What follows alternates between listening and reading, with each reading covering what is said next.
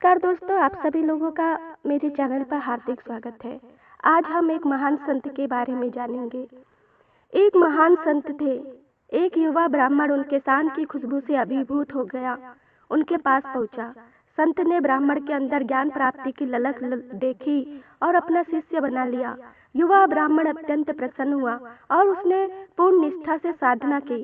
शीघ्र ही वह गुरु के मनोनुकूल शिक्षा अर्जित करने लगा। एक दिन गुरु को तीर्थयाटन की तीव्र इच्छा हुई। उसने अपनी इच्छा शिष्य के सम्मुख रखी। संत की पत्नी गर्भावस्था में थी। उस पर विशेष ध्यान की आवश्यकता थी। शिष्य ने सभी दायित्व अपने कंधों पर ले लिए। संत तीर्थ यात्रा पर चले गए। समय आने पर गुरु की पत्नी को प्रसव पीड़ा प्रारंभ हुई। शिष्य कुटिया के बाहर बैठ गया। उसने देखा एक व्यक्ति उसकी कुटिया की ओर बढ़ा चला आ रहा है। उसने उसे द्वार पर ही रोक लिया। अंगुतुक ने कहा, मुझे रोको मत, तुम्हारी गुरु पत्नी की प्रसव वेदना बढ़ रही है। पर तुम हो कौन? शिष्य ने पूछा। देखो, अब बालक जन्म लेने ही वाला है, मुझे अंदर जाने दो, किंतु पहले अपना परिचय दो। मैं ब्रह्मा हूँ, मुझे शीघ्र ही अंदर पहुँचना चाहिए। लेकिन क्यों? क्योंकि मुझे जन्म लेने वाले बालक का भाग्य लिखना है। तो मुझे बताकर जाओ, क्या लिखने वाले हो उसके भाग्य में? भाग्य मैं नहीं, मेरी ये सलाका लिखती है, इसके पूर्व क्रम के अनुसार, इसलिए अब तक यह ना लिखे मैं बता नहीं सकता। ठीक है, तुम अंदर जा सकते हो, लेकिन एक शर्त पर। क्या है वो? जल्दी बोलो। उस नवजात का भाग्य मुझे बताकर जाना। ब्रह्मा ने आश्वासन दिया और लौटकर बताया कि उसकी गुरु पत्नी ने बालक को जन्म दिया है। इस बालक का कठिन जीवन है। एक गधा और एक बोरी चावल ही इसके भाग्य में लिखा है जीवन यापन हेतु। फिर ब्रह्मा जी ने कहा, तुम यह बात किसी को मत बताना, वरना तुम्हारे ही सिर के टुकड़े टुकड़े हो जाएंगे। यह बताकर ब्रह्मा जी चले गए। कुछ वर्षों तक सब कुछ यथावत चलता रहा। शिष्य की साधना बढ़ती गई। पुनः गुरुजी को तीर्थयाटन की इच्छा हुई। इस बार भी उसकी पत्नी गर्भवती थी। प्रसव का समय आया। फिर ब्रह्मा जी प्रकट हुए। लौटते हुए उन्होंने बताया कि इस बार कन्या ने जन्म लिया है। उसके भाग्य में वेश्यावृत्ति लिखी है। शरीर बेचकर ही उसका जीवन यापन होगा। ब्रह्मा जी ने पुनः उसे चेतावनी दी कि वह यह बात किसी से भी ना कहे, अन्यथा उसके सिर के टुकड़े टुकड़े हो जाएंगे। शिष्य ने सोचा, कितने महान संत की संतान, किंतु भाग्य ऐसा। फिर यह सोचकर मन को संतुष्टि दी कि पूर्व जन्मों का कर्म फल भोगना ही पड़ता है, काल चक्र रुकता नहीं। ब्राह्मण की शिक्षा पूर्ण हुई। वह भ्रमण को निकल गया। वर्ष पर वर्ष बीतते गए। इसी बीच गुरु तथा उनकी पत्नी दोनों परलोकवासी हो गए। भ्रमण करते करते एक दिन वह ब्राह्मण एक नगर पहुंचा। उसने देखा एक युवक गधे पर बोझा ढोकर मजदूरी कर रहा है। शकल पहचानी सी लगी। वह युवक के पास गए और गुरु का नाम लेकर पूछा कि वह उनका पुत्र ही है। युवक संकोच में पड़ा। तब ब्राह्मण ने अपना परिचय दिया। युवक उन्हें अपने घर ले गया। घर पहुंचकर युवक ने ब्राह्मण को अपनी कठिनाइयों से अवगत कराया।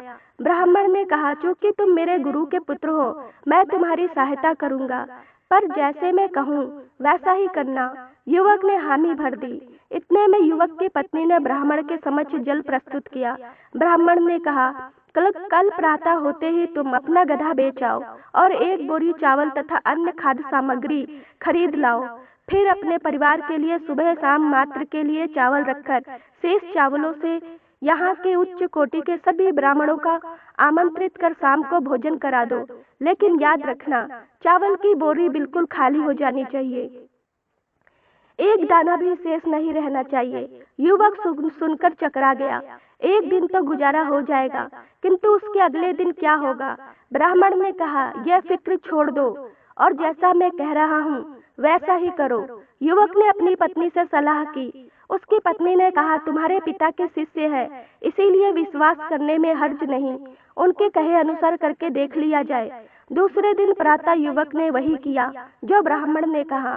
शाम को करीब 50 ब्राह्मणों ने भोजन किया। वह तृप्त हुए और युवक को आशीर्वाद दिया। अब घर में ना तो चावल था ना गधा ही, जिसके सहारे जैसे जैसे जीविका चल रही थी। युवक को इस चिंता में नींद ही नहीं आई। वह बाहर सो रहे ब्राह्मण के पास पहुंचा और कहा, तुमने जैसा कहा मैंने किया, अब कल क्या होगा? मेरे बीवी बच्चे भूखे रह जाएंगे। ब्राह्मण ने कहा, ईश्वर पर भरोसा रख, जाकर सो जाओ। लेकिन उसे नींद कहाँ, भोर से पहले ही उठ गया। सीधे गधा बांधने के स्थान की ओर चला, फिर रास्ते में ही रुक गया, यह सोचकर कि गधा तो उसने कल बेच दिया था, अब वहाँ कौन सा होगा। लेकिन जैसे ही लौटने लगा, उसे लगा वहाँ कोई है, क्योंकि अंधेरा था, स्पष्ट दिख नहीं रहा था। वह घर गया, मुंह धोया और दीपक लेकर वापस लौटकर देखता तो खूंटे पर गधा बंधा था और उसके पास ही चावल का एक बोरा रखा है। उसकी खुशी का ठिकाना नहीं रहा। उसने तुरंत ब्राह्मण को जगाकर बताया। ब्राह्मण खुश हुए कि उनकी तरकीब काम आ गई। उसने उस युवक से कहा, आज भी वैसा ही करो जैसा कल किया था। युवक पासोपेश में पड़ा। ब्राह्मण ने कहा, मेरा कहा मानने में क्या आपत्ति है।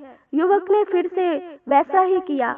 अब वह हर रोज गधा बेच देता और ब्राह्मणों को भरपेट भोजन कराकर चावल की बोरी खाली कर देता।